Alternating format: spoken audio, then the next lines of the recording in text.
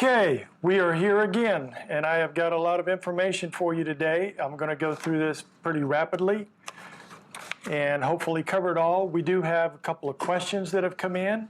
There is a new sequence. Part of that is on the board here. I will explain more about the toes. And that is another one. That's number 2 for low back pain. I know you had one before, but there's going to be 3. This is a second one. It's a little unique, unusual, so I'll go through that with you. Let me first say, I saw on Facebook a pastor friend of mine that I've known for 25 years, and he is the head pastor now. He's got his own church called Create Church, and I saw a post that he did on Facebook that got a lot of response. So let me just read it word for word what he had on there. There comes a point when we have to rise up and just say no. I will not continue to keep my voice quiet when our lives are literally being stolen right before our eyes. The incidence of death rates of the novel coronavirus do not warrant this type of response.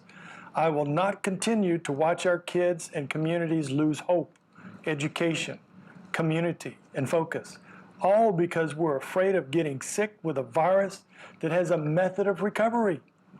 I will not intentionally cause offense or debate or cause division, but I will rise up against any attack of government control like this on our land again. How do we think our liberties are taken away? Little by little, conforming to ideologies of which we have no agreement. COVID-19 will be eradicated because we rise up. I am not a zombie. I have a brain, and it says, Hellwig, no. To this, no more. 2 thumbs up on that. Now, he got a lot of praise from people, and he also got some attack from the minority, and it's the minority of different types of ideologies and radicals that are causing most of the stuff in our country and globally. I also have a tip. We do have, you're familiar with this because we talked about it before. That is the HOCl. And we had to do this because we couldn't find 8-ounce, especially spray bottles, and they've been out for months and months. But now we do have them. And so now we have the 8-ounce spray bottles. So when we started doing this, it's the same label. Just ask for that. It's not online yet, but we will have it on the store. You can just, call us or email until we get it on the store. But I checked around everywhere I could and found the prices, which some of them get very expensive, and I undercut everybody that's out there. So this is $23.95, and I make it stronger than what's out there as well. Remember, you can dilute this up to 10 times. That means 10 bottles. So $23.95. You can contact us if you want to take advantage of that wonderful stuff. If you don't know what HOCl is, you can go online, check it out. You can go on our website, read the labels. Good information. A couple of questions came in. This one is from Tammy. Now that many kids are in virtual learning in school, requiring them to be on a computer, and that's exactly what they're doing here in Dallas. They said even in September, they're going to continue that. Some schools are doing temporary, but Dallas, you got to understand who the mayor is in Dallas, needless to say. Most people think that Texas is different, but Texas has been taken over and invaded. Check who runs most of the cities in Texas now. So, requiring them to be on a computer, iPad, tablet, or other device for 7 hours plus a day, the question is, what TKM sequence or sequences do you recommend for detoxifying this extra EMF exposure? Well, it's a different word because detoxifying really doesn't apply. The EMFs, exposures that you're getting, are causing havoc and chaos in your system. Think of it kind of like you got a beautiful little, looking at a oscilloscope, and you got a nice wave there where everything is, if you had that perfect, so if I push a button down, that's perfect because I'm not going to draw it that way. And then you get exposed to EMFs. Like I have a grid over here, I have them marked. If I step on that grid and then check myself with an oscilloscope, or I hug this computer, then you're going to get stuff like this. And it's causing chaos in your system. So one of the things that they say about cancer cells, it's a cell that's gone crazy, not communicating properly.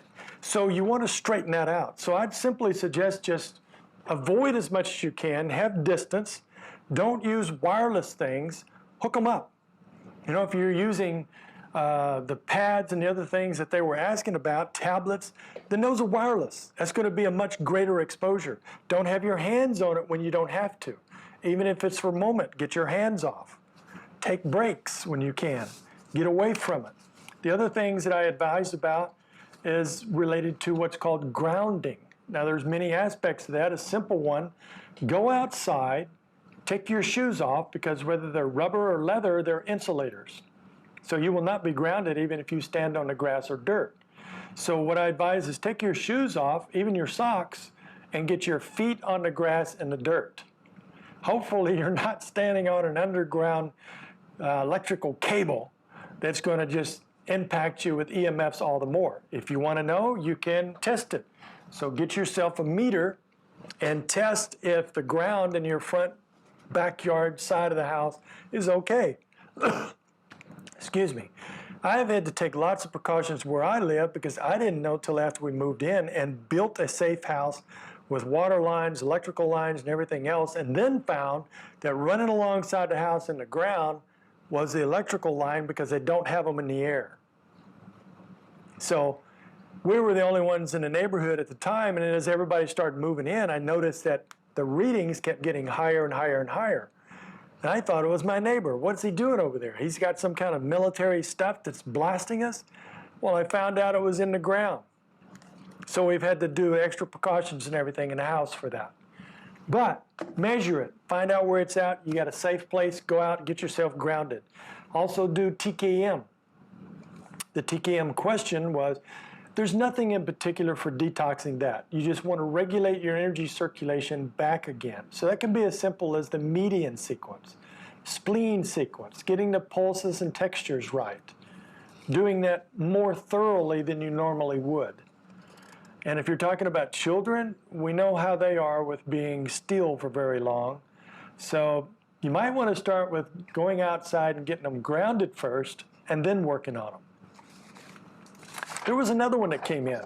This was about a lady. This is Julie Moon, and she was in Austin and witnessed at a Luby's that the person next to them, a young lady that was eating, had a seizure.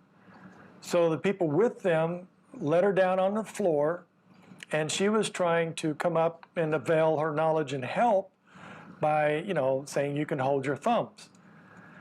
She wasn't willing to hear in the moment, and apparently had been through this many times and did not want interference. So picture this. Let's say that you have someone, a friend or especially family, and you're out somewhere eating, and the person in your family starts having a seizure. So you're trying to get them in a position where they won't get hurt. And a stranger comes up and starts talking to you, introduce themselves, this, that, or the other. That likelihood of getting their attention is almost zero. One of the methods that I have used, that I have used is just walk up like you know what you're doing, calm, and ease your way in there to help, appear like you're coming to help, and you are, and reach and hold the thumbs. After you've got the thumbs, if you want to start saying anything like, they'll be okay in a couple of minutes. And then if they have questions, you can explain that. I wouldn't use it for a teaching opportunity or a promo opportunity, nothing but to help them. But if you try to come up and introduce yourself or say, I know something that might help or this, that, and the other, a lot of times you can't get their attention. There's some trauma going on. So that's what I would advise. I hope next time that it becomes much more effective. She did let them know about the King Institute and referred them. I hope that they do respond, although, especially in situations like that, very seldom do they respond. But you never know. You got to put forth the effort. Now, we're going to be talking about this sequence quite a bit, but let me get something across here that's very, very important in the time that we have that has to do with some of the latest studies and what's been on my heart for a long time, no pun intended. Study of heart attack victims showed most had normal LDLs. Did you hear that? Normal LDLs. A review of information on 136,900 people who had heart attack showed that 72.1%, 72% had LDL cholesterol levels within the normal range. So what's going on? The theory that cholesterol increases heart attack risk is apparently the work of pharmaceutical companies chasing a bigger return on statin drugs. The same reason they put that extra part in there to put a fear zone in cholesterol levels to treat you. But the facts are 72% of heart attacks have normal LDLs. Vegetable oils have been promoted in place of saturated animal fat, which have been vilified. Righting this wrong is a powerful way of reversing chronic disease, along with many things. Cholesterol levels are not as reliable as omega-3 index, cholesterol ratios, fasting insulin levels, and fasting blood sugar levels in predicting risk of heart attack. Last Tuesday, that's this week, I heard from a man whose sister sadly had died from a heart attack at only age 29. She was a doctor, which should have been a nurse. I think she was a doctor, interning. Now, I guarantee you that was not from way too much narrowing, because I know the family and their eating styles and health. So that was not the issue. 29, that age is terrible. Why? Because heart attacks are one of the most of all things, preventable cause of death. Most people do not recognize any symptoms leading to a heart attack, which can cause death easily the very first time. According to the American Heart Association, 1 in 5 heart attacks is called silent. It means very few will have any symptoms whatsoever. You're fine, boom. If you have a massive heart attack, you essentially drop dead. Even if the underlying obstruction is less profound, the risk of death may be higher simply because treatment is delayed. Now, they're talking about medical. I'm talking about effective natural treatment that truly cleans up your system and strengthens it and makes you strong and healthy.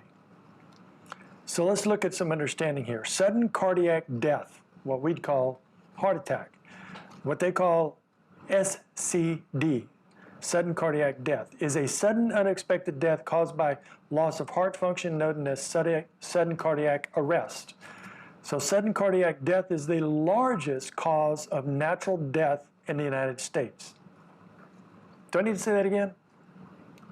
Largest cause of natural death in the United States, causing 325,000 adult deaths in the United States each year. That's far more than COVID and the normal flu put together, far more than a lot of things put together, far more than suicides. Here's the deal. They're preventable.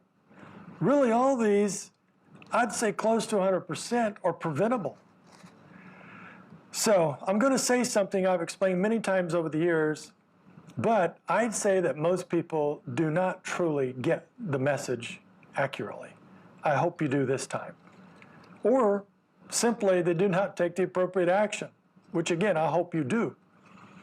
At least that has been my observation. There have been a number of people I've known who have died, and a lot of them recently, just in the last couple of years, from heart attack that knew TKM emergency procedure for it, but was not applied as needed for different reasons. Most importantly, there was not an effective change in lifestyle and especially effective measures to clean up the cardiovascular system that has a tiny pump that never skips a beat for decades to pump miles of blood for a life through your body 24/7. You don't want that one to sleep or take a break or a vacation or skip beats at all. It is akin to what I explained about the most vital filter in the body, the liver, which is a filter for all the blood that helps the heart pump. Everything that the heart pumps, as you know, the blood goes through your lungs to get oxygen, it goes through your liver to get cleansed, it goes through everything in your body. There's nothing that doesn't have blood supply. So what happens to any filter? The overall concept of a filter, as it is being used, is to clean and prevent debris and contaminants from continuing to impact the system that it's connected to. So let's take a different view. Let's really think about this for a couple of minutes. When you were created in the womb, you have a new, clean, spick and span filter and vascular system. From that moment forward, your filter, the liver, is cleaning your system. We know that hundreds, according to many, many tests, hundreds of chemical toxins have been commonly found in umbilical fluid. A first study I found that was 247 out of about 300 and something that were tested. So it's not 247 altogether. It's the majority of everything that was tested for, which gets into the cardiovascular system and transported throughout the body. These veins, arteries, and microvessels are exposed to these toxins even before birth. So we're not talking about from birth. This is from when you're formed in the womb, which the liver works to filter out of the blood. That's important. What do you do for this? So due to many studies over the years and some basic common sense, or uncommon sense, once born and growing into toddler, child, teenager, which typically is the age that many indications are found of toxic overload, especially in the world we live in today. So let's move on to when we age into the 20s. Your cardiovascular system is already narrowing. You know, I'm sorry if you got 20s and younger, but I still, you got to consider my age. I think of 20s as kids, all right? I know there's tons of them there. Some of them are out there making huge differences in the entire planet. So your cardiovascular system is already narrowing in your 20s due to the level of toxins through lifestyle and exposures that are part of everyday life. They are no longer pristine, not your liver, not your cardiovascular system. So the question is, how many people at this point have properly cleansed their filter, the liver? How many have effectively worked on cleaning their cardiovascular vessels, which is a totally different aspect of the body with its own requirements for cleaning? The answer is typically no one. So this system has been working continuously 24/7 for a couple of decades or more without any maintenance, like we would do with anything outside of the body. What do you do with your car, refrigerator filter, all the other things that have these systems? Or in this day and age, we throw it away and get another one. You can't do that with your body. So let's add another decade into the 30s and another into the 40s. Let's go ahead and go to the 50s. How many people in their 50s have ever properly cleaned their blood filter or their cardiovascular vessels? The answer for most everybody is still no one. Studies confirm the most common age for liver disease to be diagnosed, not for it to be there, to be diagnosed, is 40s to 50s. Liver disease. For heart disease, it steeply increases at age 45. I already told you about a 29-year-old. And what you're hearing more these days is younger and younger, they're having heart attacks and other diseases. So it steeply increases at age 45, but just 10 years later at age 55, it doubles and has a steep rise of risk each year afterwards. The fact is that any honest cardiologist can tell you that with all the testing available, you could have as much as 50% or more narrowing of your vessels, half the blood flow going through. As it just can't be detected by the modern technology that we have unless you cut into your arteries and visually see it. Now, please help me with this. Well, I've got some questions and I want you to contemplate this. Even write it down if you want. By contemplating on this important question, how many people have you known in your life that have died from cardiovascular disease? I'm not asking for the unpleasantcy, I'm just asking for numbers. How many were from heart attack or stroke? Now, if they did not die the first time, they were typically thoroughly examined to estimate the amount of narrowing in their coronary vessels and other parts of their body depending on what happened. So here's the question. What is the average percentage of blockages or narrowing that you've heard of? Please think about this. Now, what is the least blockages you've ever heard of? The least amount. You know, there's percentages. They always give you percentages.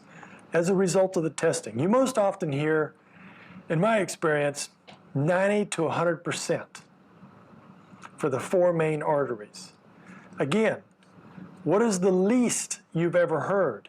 I've been in the health field for over 30 years and worked with cardiologists and medical doctors along with their patients. So I've had a lot more exposure than the average person than a medical doctor. I think I've had more experience. There's a lot of people in the health field, natural health field, that also have a lot of experience with this. In my experience, I think I may have heard of someone who had at least one coronary artery with 75% narrowing or blockage at the lowest. With those, they had other ones that were higher, because I'm asking for the lowest. What does this tell you about your own cardiovascular vessels? What is your age? What have you done to clean them up? The heart and its challenges to keep you alive and functional, and its filter, the liver. Now let's address some of the people that are different than the average society, that alter their lifestyle towards different concepts of health, like athletic people that exercise regularly. Have you heard of them having a heart attack or a stroke at similar ages? Yes. There are many people eating more vegetables. Some are vegetarian, some are vegan, some are taking herbs, vitamins, nutritional supplements on a regular basis, but have not appropriately and thoroughly cleaned their filter or cardiovascular vessels. So have you heard or known of people in that category having heart attacks or stroke or any cardiovascular disease? The sad answer is yes. I could keep going with different categories, but I've not found a category impacting a percentage of the death rate without directly or effectively cleaning up the entire cardiovascular system, its vessels, and its filter, the liver, along with lifestyle changes. You need those, but you need to clean up what's there. I'm going to do, it's going to take time, so I'm going to do a separate lecture with what to do and what I suggest on that. So look for that in the near future. I also have a testimony here from Dr. Cowden, a cardiologist, that we'll get to at another time. As a matter of fact, I'm probably going to do that on the Q&A. Now, the sequence. I'm going to go through this quickly because I don't have everything up here. Call this low back pain number 2. There's going to be a number 3. Now, this is left sequence. I always do that. Left sequence for left pain. That's important. In this left sequence for left pain, it's in the 23 area. It's in the area of the 23, and you will see that darkened area, that the pain could be anywhere in that area. That's important to know for the second step. So step 1, a right goes to left 23, and the left goes to left each toe, in order. What's the order? One at a time, little toe to big toe. So little toe, fourth toe, middle toe, second toe, big toe. Then both hands move on second step. The right goes to left 23 area, but directly on the pain. And the left goes to the right little and ring fingers backside. So the backside of the little and ring fingers. No, this is not metal, but even if it's not, if you're doing TKM, take it off. You can do backside in a lot of different ways. Let's go to the next one. Why is there a line there? Because if there's two people, this is how you do this. One person is doing this, the second person would do this at the same time, as in step 1, 2, and 3. If you don't have that and one person is applying it, you do it like it says. So now we're at step 3. The left hand goes to the right little and ring fingers backside. So it's a continuance. And the right hand goes to the left 25. That's an anchor position for the next steps. So it remains there. Step 4, you go to the right toes. Not the same way. Let me explain it. The right toes, you're going to 3 of them. First you go to the little toe, then the ring toe, and then you go to the middle toe. Then you go to step 5, and you're going to 3 toes again. It's different. You're going to left, not right, you're going to left, and the order is ring toe or 4th toe, the index toe or 2nd toe, and then you end with the big toe. Something to note with this is that you're liable to have a lot of pain possibly increase while you're doing the sequence. It's important to not stop during that process, but to continue until the pain completely disappears. This is very, very powerful. A lot of people suffer with low back problems, and that's why there are 3. We've already had 1. This is the second one. There's another one coming, hopefully by the next lecture, and that's going to be number 3 in a totally different way to work with back pain, because there are different things that can actually cause it. The location is your low back, but it can involve different pathways and different systems and functions that are causing that pain. So we're addressing it in different ways. God bless you, and we'll talk to you soon.